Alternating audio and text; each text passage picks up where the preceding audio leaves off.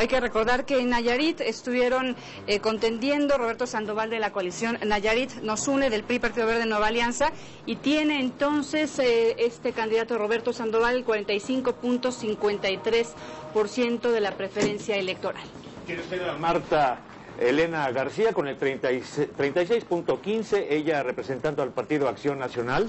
Y finalmente Guadalupe Acosta con el 11.73% de las preferencias electorales. Había otros candidatos, pero bueno, aquí la diferencia más o menos unos 10,000 votos, un 10% en general estamos hablando de diferencia, que creo yo que es el estado que estaba, digamos, más competido entre esta coalición de Nayarit Nos Une con Acción Nacional, y finalmente pues también se lo lleva el Revolucionario Institucional. César.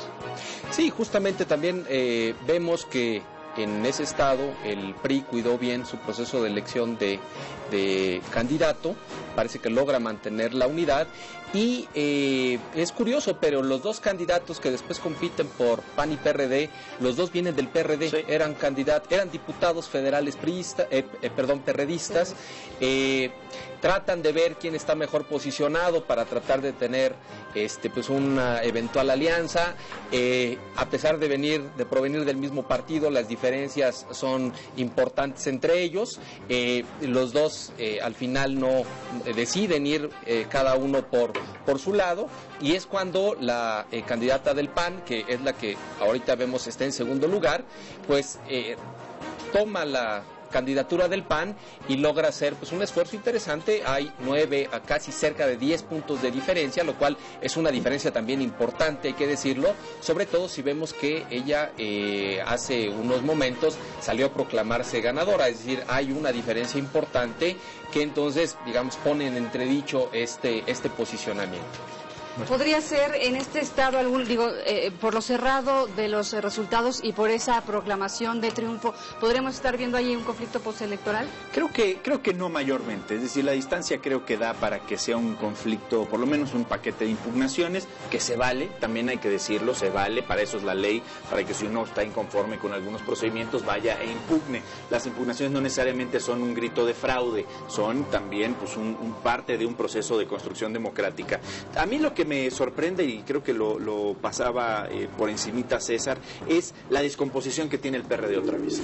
Va Guadalupe Acosta Naranjo, que fue presidente nacional del PRD, coordinado su campaña por Jesús Ortega, el expresidente del PRD recién salido, y sacan un resultado electoral verdaderamente paupérrimo, que habla una vez más de poca conexión con la gente. La izquierda no está conectando su discurso con la gente, no está resolviéndoles las necesidades básicas, y entonces pues pareciera que llega un momento de introspección fuerte. En el PAN, por muchas razones, su candidatura más potente de estas elecciones vino del PRD, y en el PRD porque ninguna candidatura le salió tan potente como querían. El propio Encinas se desplomó, que también es un mensaje muy claro para Andrés Manuel. Entonces ahí tenemos una izquierda y una derecha que tendrán que entrar en procesos de revisión. César, antes de esta elección en Nayarit se barajaba la posibilidad de que hubiera una alianza entre el PAN y el PRD, no se dio, parecía que Guadalupe Acosta Naranjo a fuerza quería ser el candidato, nunca quiso ceder a la posibilidad de aliarse. ¿Con ello se diluyeron los dos partidos? Yo creo que en parte sí, es decir, si nosotros vemos, repito, los dos candidatos vienen del mismo partido, pero al final establecen para la eventual alianza un método de hacer una encuesta para ver el que esté mejor posicionado toma la candidatura, pero ciertamente hay tantas diferencias, los dos se sienten con posibilidades que al final chocan, se fracturan. Y lo que dice Luciano es verdad, el PAN al final saca un segundo lugar importante con una candidata del PRD.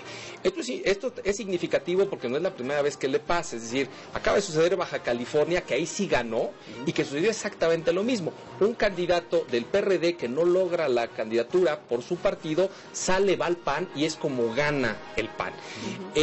La elección entonces nos deja ver que el PRI tuvo buenos procesos de selección de candidatos, pero PAN y PRD no tuvieron en absoluto buenos procesos. Yo creo que el factor unidad en esta elección es sumamente importante, sí, como mensaje.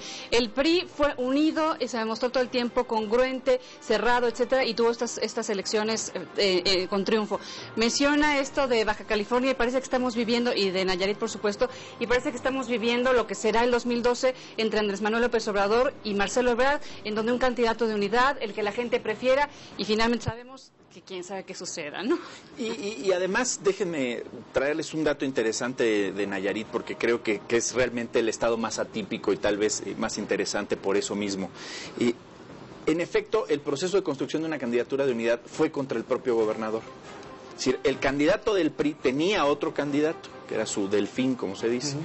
Y en eso la operación, tanto de Enrique Peña Nieto como de Moreira, fue en contra del candidato del gobernador Ney y a favor de Roberto Sandoval, quien, nada más hay que ver las encuestas, hace una campaña como si fuera de oposición, criticando todo el tiempo a Ney, con quien tuvo una ruptura, porque además el gobernador estaba muy abajo en las encuestas en términos de opinión pública, estaba en un 30% de opinión pública positiva y 70% negativa. Entonces, ser, digamos, progobiernista en esos términos era un error. Entonces se lanza Roberto Sandoval y hace una campaña contra el propio gobierno priista, se gana la estructura, gana con la estructura priista en contra del propio gobernador y ganándole en efecto a candidaturas interesantes, por lo menos del PAN y bueno, en menor medida a Guadalupe Acosta Naranjo. Entonces un enroque interesante el que se dio en Nayarit. Ya. Pues ¿qué les parece si hacemos una breve pausa y volvemos, porque nos queda todavía por analizar el caso del estado de Hidalgo, donde se renuevan alcaldías? Regresamos.